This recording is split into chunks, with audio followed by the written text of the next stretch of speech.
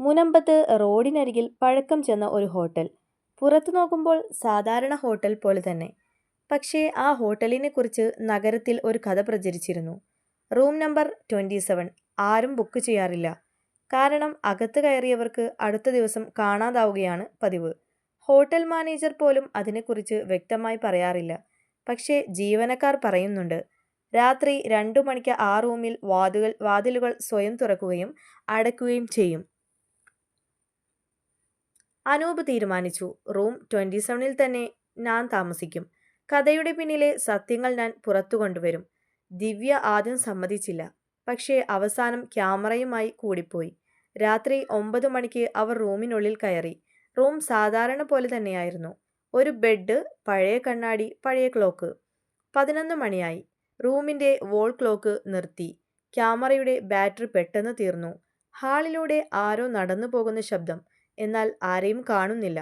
12 മണി അടിക്കുമ്പോൾ റൂമിന്റെ ഫോൺ മുഴങ്ങി. അനൂപ് എടുത്തു.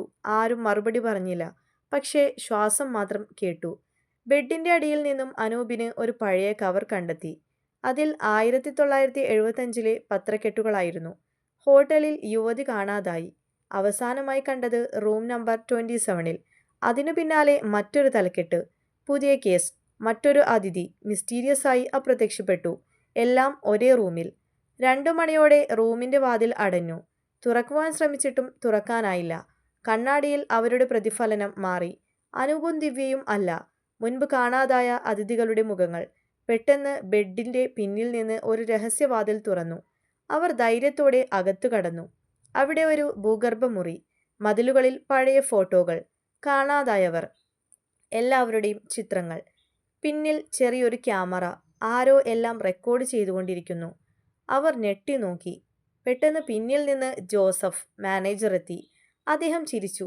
ഈ ഹോട്ടൽ എന്റേതാണ്. വർഷങ്ങളായി റൂം 27-ൽ വരുന്നവരെ ഞാൻ ഒളിപ്പിക്കുന്നു.